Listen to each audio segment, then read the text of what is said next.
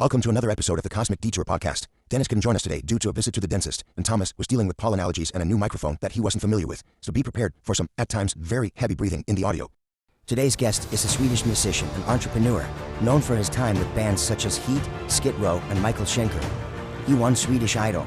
He's been in Jesus Christ Superstar on Brodway, produced his own beer. Now he's currently performing to promote his brand new solo album, Bad Bones. Let's give a big round of applause to the one and only Erik Grönwall.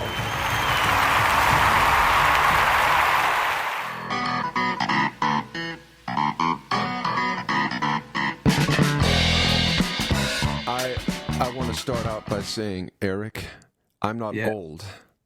I'm just I'm less young. You're talking about how old you are. Then that means you're actually older than you are, age-wise, since you're talking about how old you are. You see what I'm saying? No, I'm not. Up here, that's what I'm saying. Yeah, age is just a number. You're so... Oh, who's that? Hey, that's Dennis. That's... Yeah, I'm at the dentist right now. Oh, The hey. dentist just went out, so... sorry I couldn't do the interview today, but just wanted to say hi, Erik, and hi, Dennis. Thomas. Hi, Dennis. Enjoy. Thank you. Bye-bye. Bye. I was like, who's that guy?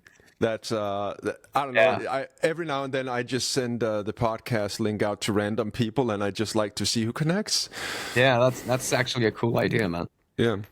No, age is just a number, and I guess in Danish years, it works the same as dog years, So yeah. Are you recording the video now?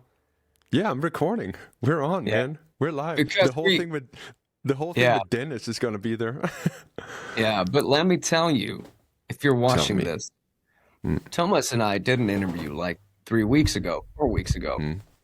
And as soon as we were done, he messaged me and he was like, I forgot to record the video. So now we're doing this again. Well, I have the audio file. And and I was you suggested, how about we do some AI animation thing to it. Yeah, because fucking hell, man. 2 interviews. Oh. but then you get to hang out with me. You get to spend time with me. That's and right. that's right. I was actually it's thinking always painful hanging out with you. Usually when we hang out, you do this. Last time you did this, and now I have to do this interview again. So it's always painful in some way. But what did you do on me last time we hung out? I did the most awesome tattoo. That's the coolest tattoo you have. Okay, I'll get up here. Let's tattoo you have. Look at that. Here. It's such a cool bad bone. Bad bones, baby. How's it looking? It's you know what? It actually healed up much prettier than expected.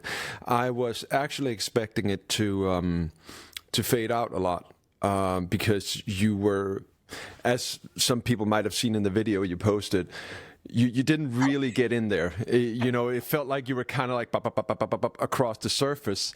So I expected half the bone to disappear, but it's actually there, and it's quite nice. Swedish quality. Yeah, I'm happy that you didn't make it look like a dick. Yeah, me too. I thought about it because then you would have to change the album name to Bad Boner. yeah, exactly. I'm actually thinking about doing like condoms called Bad Boner. That could be cool merch, right? Well, I have a condom from H.E.A.T from when you joined the band. Probably not use that. That's no, probably expired. Yeah. Don't use it. I open it up and it's just like dust flies out. Yeah. It's like parchment paper. All right. Well, whatever. Hi, welcome. Welcome to the show. Hi to anybody who and everybody or somebody who has no clue who you are. I would like to present you in a very Swedish way, and that requires some rolling on the R's. So, welcome, Erik Grönwall. Thank you. They still don't know who I am, though. I mean, no, you just told them my name. Yeah. Okay. Yep. Well, then. Okay. Well, you've been lead singer of the Swedish hard rock band H.E.A.T. You have been the lead singer of Skid Row. You are currently working with Michael Schenker. You also have a solo album that just got released. You also work as a bounty hunter in space. And yes. How do you actually make that work in your current program? I mean, space traveling is pretty time consuming from what I hear. Yeah, that's what you think. Okay. So, man, what are you up to? How did you just you got the new album out and you just did a bunch of shows? How did that work out, man? It feels so nice talking to you. It feels like just buddies hanging out. This doesn't feel exactly. So you have to tell me if I'm being unprofessional. But anyways, yeah. What was the question? Oh, I see. That's how we hang out as buddies. I say shit, you don't listen, and Say it again. no, I said, you just had all these. What was it? 5, 7? I can't remember shows. You just performed. A couple shows, yeah, with yes, yeah, to promote the new album. How did that go? I'm gonna be professional now. I'm gonna. No, okay. you don't need to be. You can just sort of like surf right in the middle of professionalism and unprofessionalism. All right, as always. All right, so the shows went great, man. So I did 2 solo shows in Stockholm, which was, it was overwhelming, absolutely better than expected. I announced those shows last year. I think it was November. I announced those shows. I was working on the album, but the album was far from finished, and so I didn't have an album. And I had an idea what band I wanted to put together, but I didn't really have a band. So those shows were sold out before I had new music, before I had a band and a production and a crew. And, I was like, okay, I better start working on this, and get this shit together. So, I looked at the timeline, and the first show was May 25th. So I knew I wanted the album to be out Friday before the first show. And then I just started planning the lead time for everything, when everything had to be delivered. And I managed to get it done. So the album came out the Friday before the shows. The band was awesome. A couple of friends of mine and great musicians. They didn't get the job because they're my friends. They can actually play. And then we did those shows and it was great. And now I just came back from a show in Finland, and that was also great. And now we have a couple of days before we start the real. I wouldn't call it. I wouldn't call it a tour, because a tour to me is when you get on a tour bus and you're out for 3, 4, 5, 6 weeks. But we're gonna be on a tour bus, but it's gonna be. It's 10 shows in July, so I wouldn't really call it a tour. But it's a nice tour. Vacation for stupid people.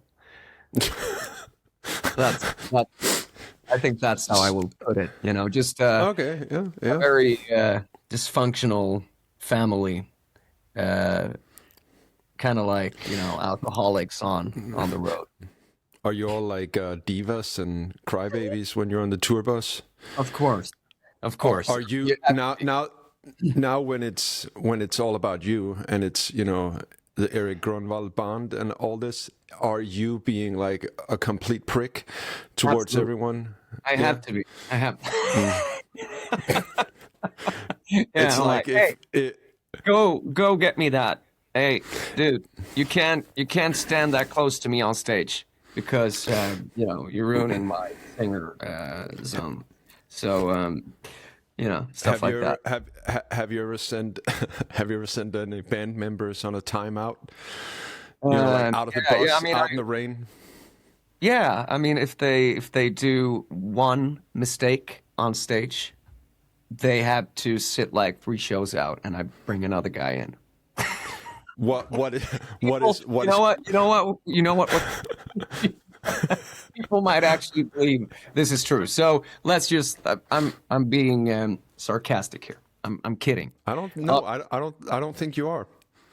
well, you should do an interview with like Ludwig or Philip and ask Yeah. them, and Okay.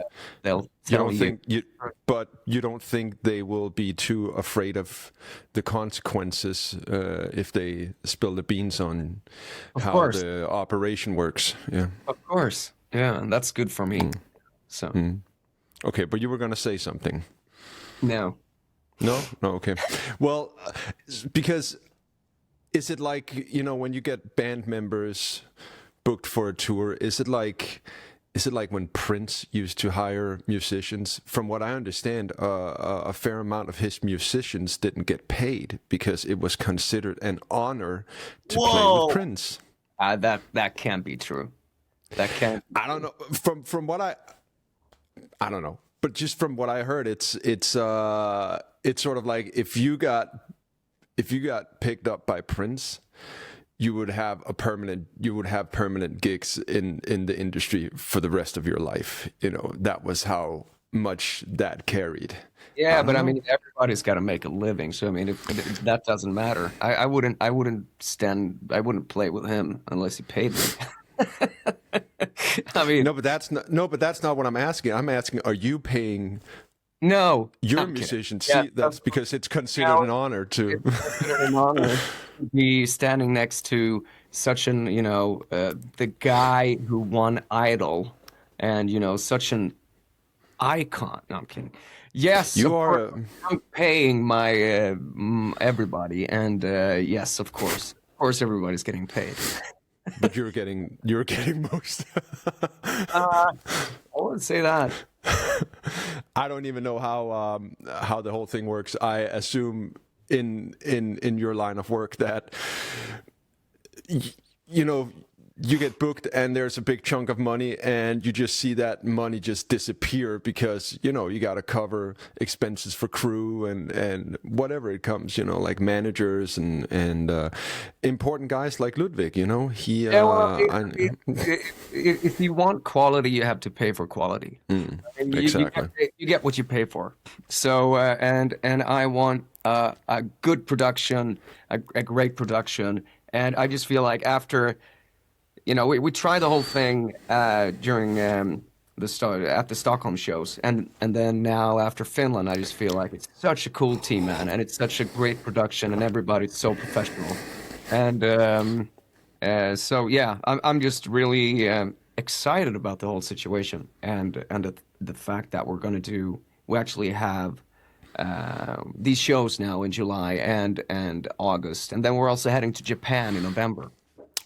So that will be that's going to be my first solo shows ever in Japan. I've been there with H.E.A.T and Michael Schenker, but never. You did Budokan, right?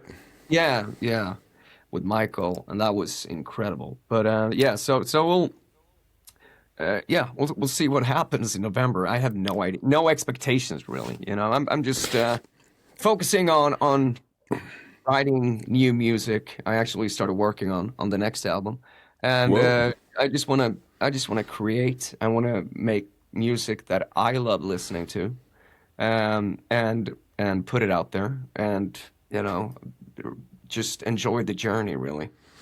Well, yeah, I mean, you are by far one of the most productive people I know. I mean, Thank no, you. but seriously, like you always got something going on. I don't even, is that beer still around that you were doing at one point? Yeah, it's still Yeah. around. Yeah, absolutely. Yeah. I mean, I guess, I feel like I have to be productive, because if I'm not being productive, I feel like, I'm just wasting my time, really. But that's actually my challenge, because I need to allow myself time to, just take days off and recover and be okay with doing nothing, really. And I think that's my biggest challenge, because as soon as I sit down and I'm like, okay, today I'm gonna play this video game or whatever, I'm like, no, this sucks. I have to do something because I feel like such a loser. Well, I know that. Problem. I know the feeling. I mean, I've had days where, around bedtime, I just kind of looked back in the day and I realized, you did absolutely nothing today. Yeah. you were doom scrolling and doing absolutely pointless crap. Yeah, I know. And that sucks. I don't want to waste my time like that, but I'm not really sure, I'm not really sure if being productive all the time and trying to come up with new ideas and you got to take some time off as well and allow yourself to do nothing. And I think we're actually not very good at that nowadays, especially, like you mentioned, these fucking things. We're just like, okay, I'm not gonna do anything today, and then you just end up, maybe I want to post something on Instagram, and then all of a sudden it's like I realize I've just been scrolling for an hour, and I'm like, what am I doing with my time? This is fucking. My buddy Joe Hambecker said that if there is a devil, I'm sure he came in the form of this. Yeah. So I totally. I mean, I can relate absolutely, but I actually have to get better at just doing nothing and like turning this off and just being away from social media. It's also hard when it's your job in a way. That's how I. Do Erik Grönwall.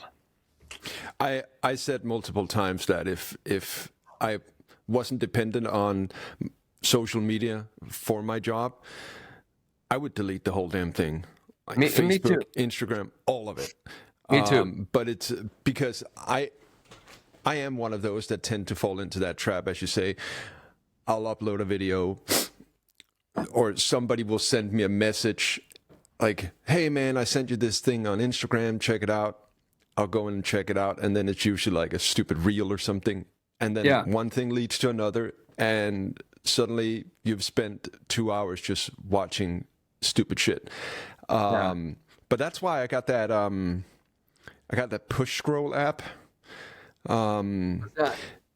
It's an app that, well, the way it works is you download it, and then through the push scroll app, you go in and then you lock the apps that you feel like you're spending too much time on, or websites.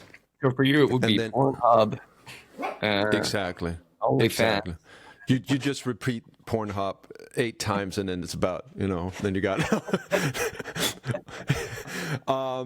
No, but then the way it is, it locks it up, and then you got to do push-ups to unlock the phone. So you sort of save up points. So you can set it for whatever you want. You can do 4 push-ups and it's a minute, for example. And that thing has been phenomenal for me. I mean, dude, check out, like, I got like, look at this, man. It's like, check out these triceps now, man. Yeah, it's like, bam, push up, baby. You should put that on OnlyFans. I could do triceps and only hands. Yeah. We talked about that the last time that you didn't record. Well, I recorded the audio. That's great. Are you going to use it? Maybe. But we talked about your hand. Mm-hmm. Thomas has this idea of creating an OnlyFans account called Only Hands, and it's amazing. It's a $1 million idea. Just take pictures with you and your hand, and in different situations with different people, and and then you can get the you can get the premium package where you can custom order me, stuffing Yeah. my hand into like food items or whatever. It's like, oh, here's a turkey, here's a bowl of yogurt, It's not a bad life. I mean, I do believe that there are people out there who have shoved their hands into worse things for less than what I would be able to make on Exactly. my OnlyHands account. Exactly. Yeah. So, Yeah. and you have promised me to subscribe. So I have. exactly. And I will stick to it. But I also gave you the disclaimer that it can't be like 2,000 a month. So I mean, or crazy expensive. No, see, Eric, that's not how it works. Eric, that's not how it works. Because initially, you started out by saying you would subscribe, and I go, hell yeah. And then you started backing up, and then it was like, up. Well, if it's like this much, or if it's like, I could like finance your whole life. If you have like a subscription that's $2,000 a month, $2,000 a month. That's not going to happen to me. I'm not going to finance the life.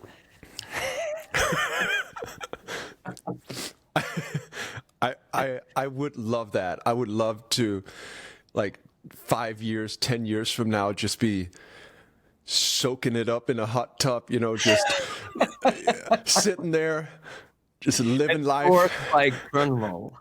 And then just uploading a picture, beep, and then just see like you paying for it. One like. Yeah. Damn, that would be amazing. Well, now my dog just yelled at me. It's not Bodo. What's his name? Bodo, Frodo, Bodhi. Bodhi. Yeah, that's right. See before. Well, when I was trying to find a name for my dog, I was trying to find something. I didn't want to go with the silly names, like calling him Bacon or Chicken Leg or Nugget or Who does that? Whatever. Plenty of people do that. All right. I mean, I had a cat once that I named Baron von Thundercat. True story. Yeah. Yeah. But so I was kind of I was going through names, and around the time I had rewatched the old Point Break movie with Patrick Swayze and Keanu Reeves. And Patrick Swayze in that movie, his name is Bodhi. And he comes off as this sort of, he's a criminal, but he's like super deep. He's like this surfer dude, and his sort of whole view on life and existence and everything it's just super deep. And also, when the Buddha, when he reached, Buddha status or level, he was sitting underneath the Bodhi tree. That was when he became enlightened. So I thought to myself that it carries a lot of depth, that name. So I named my tiny little dog Bodhi. Who could have guessed? I ended up getting like this insane little dog that is like the least sin creature ever. So cute. Yeah. Oh yeah, you met him. Yeah, you met him. Yeah, I met him. Yeah. He didn't trust you. Nope. So Budokan, I was thinking about that because I recently read Marty Friedman's, the guitarist from Megadeth and a million Japanese bands. I read his book, and he talks a lot about Budokan because apparently it is considered. Hang on, my dog is going nuts here. Bodhi.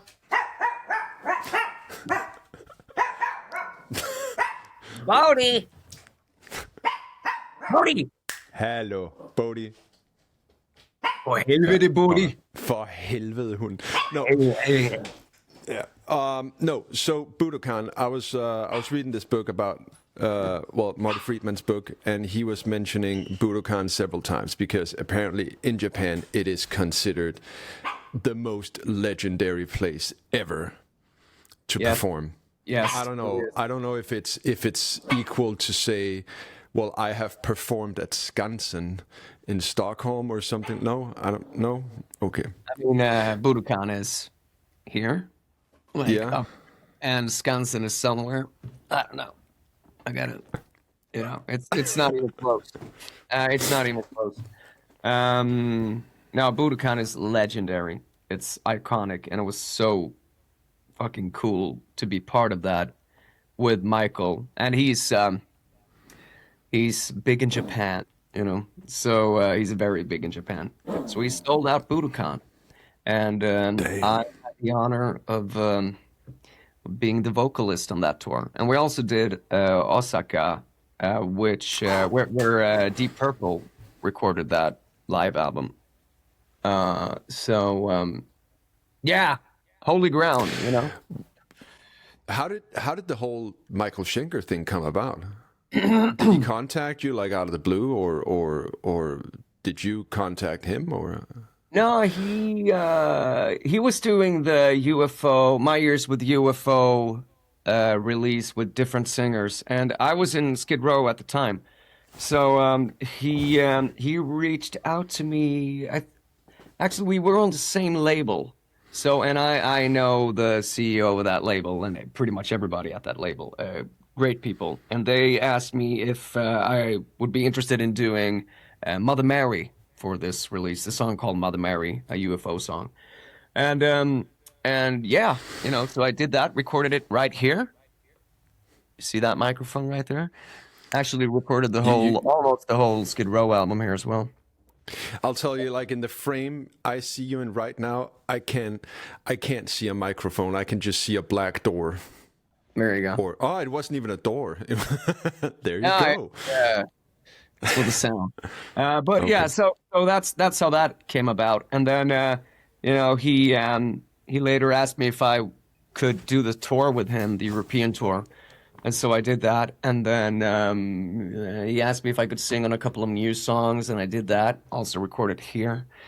I like to track my own vocals. And then he asked me if I wanted to do Japan, and I was like, yes, because I love Japan. And so we did that as well. And yeah.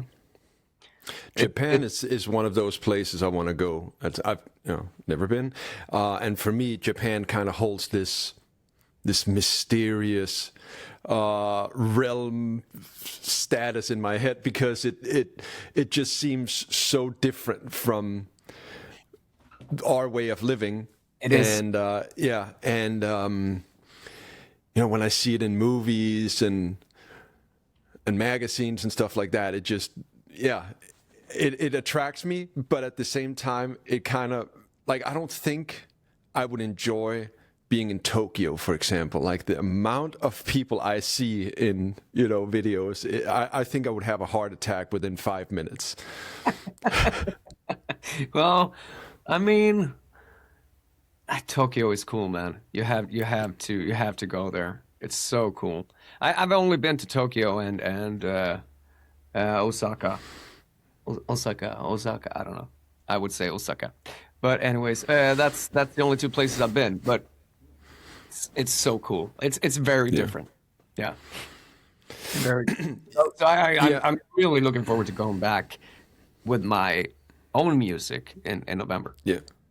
And how many gigs you got booked in Japan when you're going in November? You probably said it, but yeah, but just I didn't pay attention. Yeah. Well, payback. As per usual. Yeah, but yeah. So 2 shows. 2 shows. All right. Yeah. And are they? Because I kind of imagine that there's a lot of traveling. With going to Japan and there's I bet you got interviews and a bunch of those things set up. How does it work? Because to me it seems like you'll be traveling like 80 hours to play 2 concerts and do a gig and do an interview and then spend another 80 hours coming home. Is it like that, or are you going to spend some extra time there?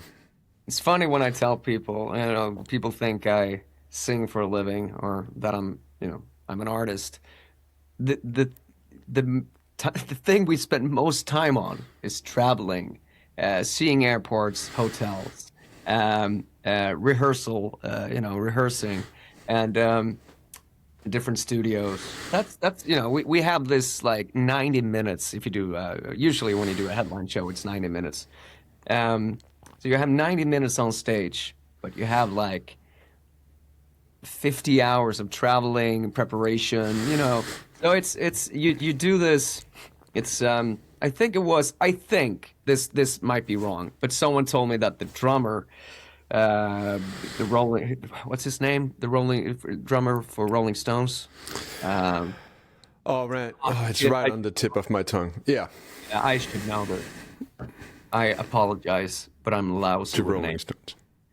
Yeah. Anyways, he was asked, how would you like summarize these 40 years of your career?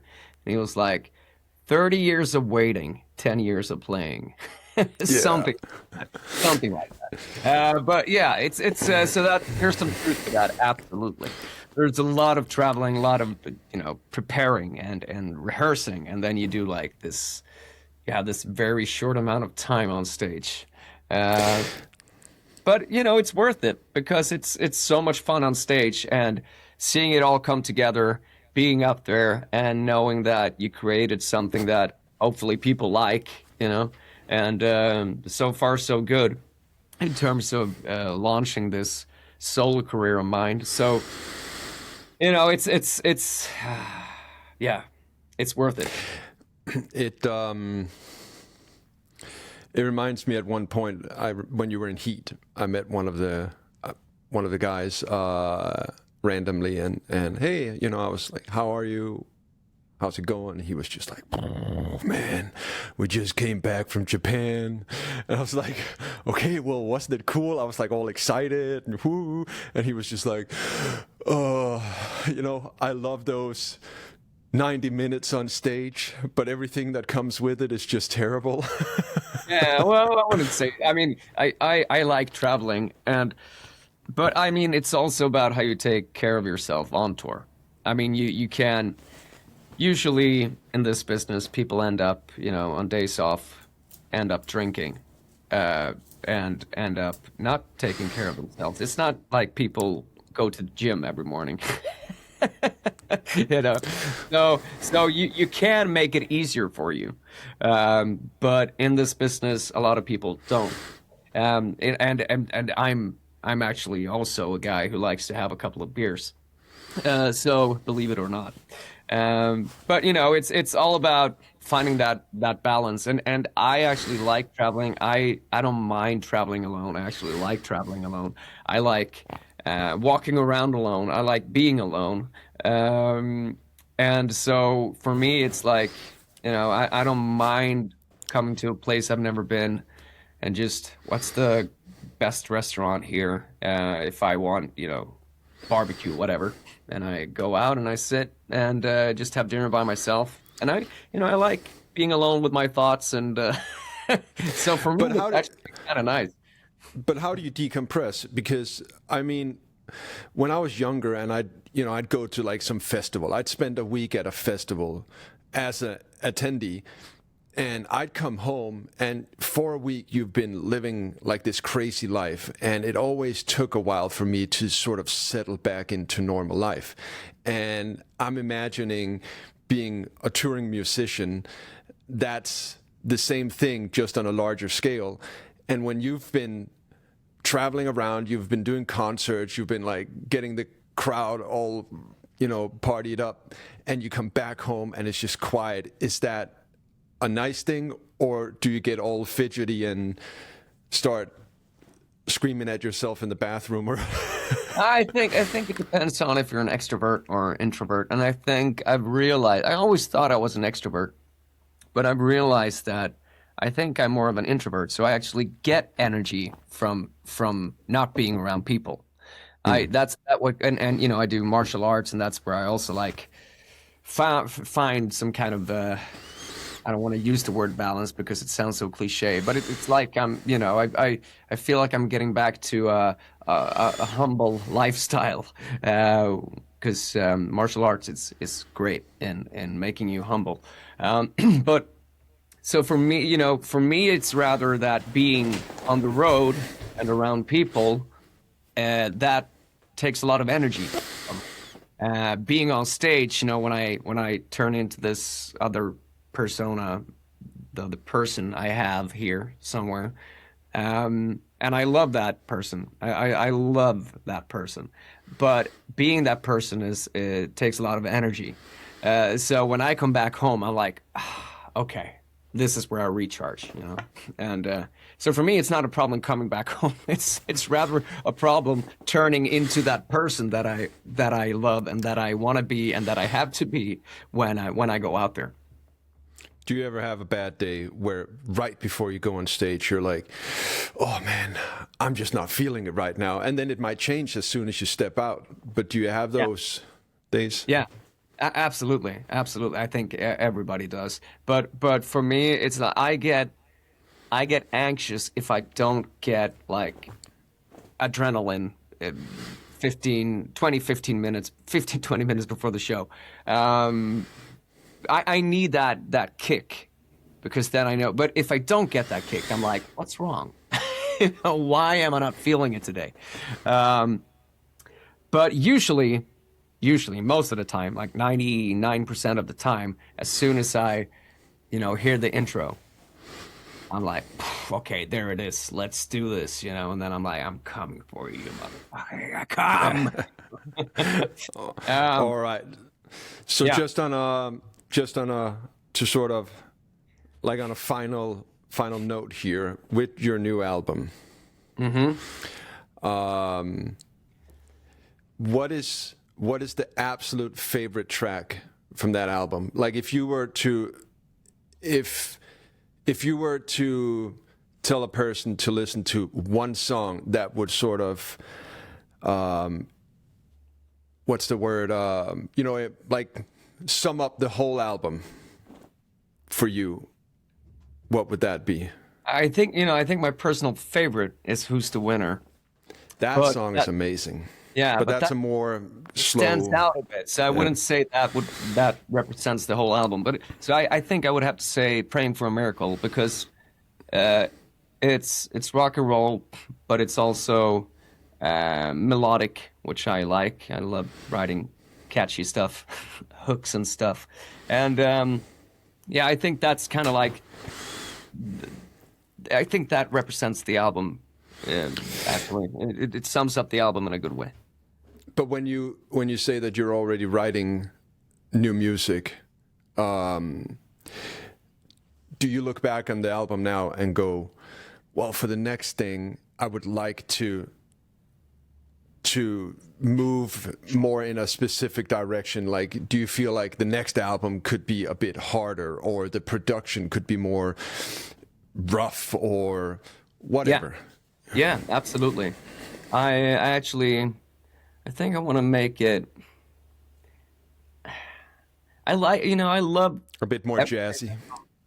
Yeah, more blues. No, but I love everything that's on the album, and but maybe add a bit more aggressiveness, a bit, make, like you said, make it a bit more raw, dirty, and I have an idea that I don't really want to mention yet, but as I'm writing now, it's actually naturally it ends up a little bit harder, I guess.